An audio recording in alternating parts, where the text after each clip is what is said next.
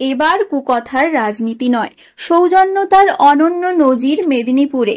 যে মেদিনীপুর শিখিয়েছে বিপ্লব, সেই মেদিনীপুরেই রাজনীতির পাশা খেলা হয়েছে। এবার একই মঞ্চে দেখা গেল দুই দলের দুই নেতাকে।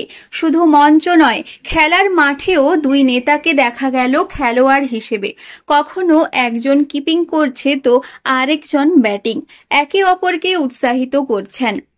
প্রতিযোগিতা অনুষ্ঠিত এখানকার প্রাক্তন দিলীপ ঘোষ, ওরা দিলীপ ঘোষকে আমন্ত্রণ জানিয়েছে।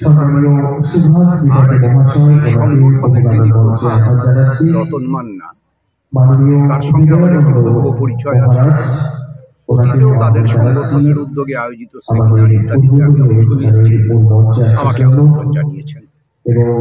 ক্রিকেট প্রতিযোগিতার মাঠে একসাথে হওয়া যাবে না কেন? একটি ক্লাবের খেলার উদ্বোধনে এসে দুই বর্ষিয়ান বিরোধী নেতার সৌজন্যতা উপভোগ করল জেলার মানুষ। এ নিয়ে রাজনীতি হলেও সৌজন্যতাকেই প্রাধান্য দিচ্ছেন তারা। রাজনৈতিক মতপার্থক্য থাকলেও দুজনেই তারা অতিথি, এবং সেখানেই সৌজন্যতা খুঁজে পেয়েছেন রাজনৈতিক ওয়াকিবহাল মহল। পশ্চিম মেদিনীপুরের একটি ক্লাবের ক্রিকেট খেলার মঞ্চে একই মঞ্চে সিপিএম নেতা তন্ময় ভট্টাচার্য ও বিজেপি নেতা তথা প্রাক্তন সাংসদ দিলীপ ঘোষ।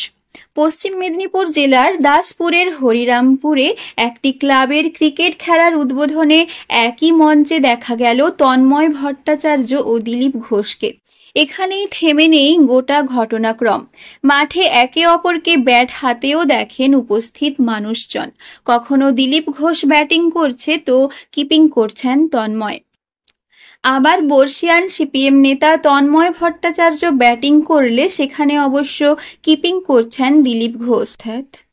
এদিন ক্রিকেট খেলার উদ্বোধনে নিজেরাই রাজনীতির বাইরে এসে খেলোয়াড় হিসেবে সকলের সামনে নিজেদের উপস্থাপিত করেছেন। তবে এখানেই তারা খুঁজে পেয়েছেন সৌজন্যের রাজনীতি।